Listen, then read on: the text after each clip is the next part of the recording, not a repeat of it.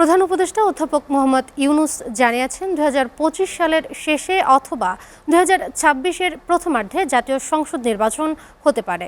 মহান বিজয় দিবস উপলক্ষে সকালে জাতির উদ্দেশ্যে দেয়া ভাষণে তিনি দৃঢ়তার সাথে বলেন, ঐক্য অটুট থাকলে লুটপাটের হাজার কোটি টাকা দিয়ে ষড়যন্ত্র করেও পরাজিত শক্তি ব্যর্থ করতে পারবে না।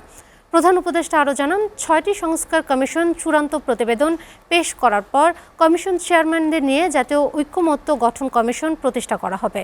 বিস্তারিত জানাচ্ছেন হেদায়েতুল্লাহ সীমান্ত।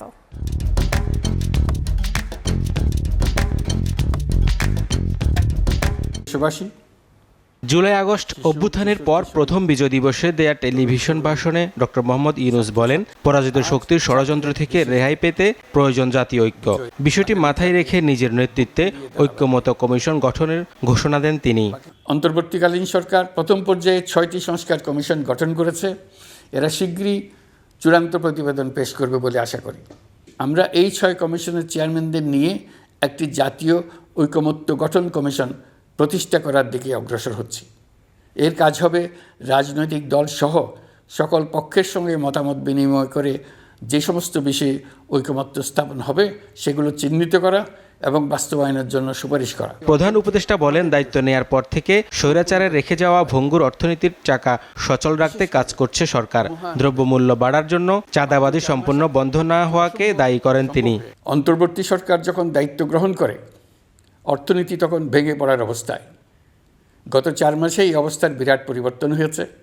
ব্যাংকিং ব্যবস্থায় আস্থা এবং নিয়ম শৃঙ্খলা ফিরে আসছে। কোনো ব্যাংক বন্ধ করে দিতে হয়নি।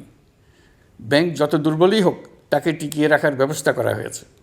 আমরা সরবরাহ বাড়িয়ে, আমদানিতে শুল্ক ছাড় দিয়ে, মধ্যস্বত্বভোগীদের দৌরাত্ম্য কমিয়ে এবং বাজার তদারকির মধ্য দিয়ে জিনিসপত্রের দাম কমিয়ে আনার চেষ্টা করছি। পরিবহন খাতে চাঁদাবাজি এখনও পুরোপুরি বন্ধ করা যায়নি। এটা সম্ভব হলে আমরা আশা করি জিনিসপত্রের দাম আরও কমে আসবে। বহুল আলোচিত সংসদ নির্বাচনের সম্ভাব্য সময়সূচি নিয়েও কথা বলেন অধ্যাপক ইউনুস।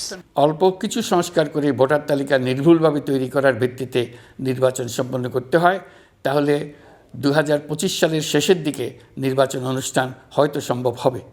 আর যদি এর সঙ্গে নির্বাচন প্রক্রিয়া এবং নির্বাচন সংস্কার কমিশনের সুপারিশের পরিপ্রেক্ষিতে এবং জাতীয় ঐকমত্যের ভিত্তিতে প্রত্যাশিত মাত্রার সংস্কার যোগ করি, তাহলে অন্তত আরও 6 মাস অতিরিক্ত সময় লাগতে পারে।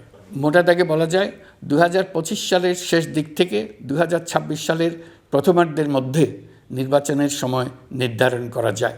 প্রধান উপদেষ্টা বলেন, ব্যবসায়ীরা ওয়াদা করেছে রমজানে বাজারে পণ্য সরবরাহের কোনো সংকট হবে না। কেউ কৃত্রিম সংকট সৃষ্টির চেষ্টা করলে কঠোর হাতে দমনের হুঁশিয়ারি দেন তিনি।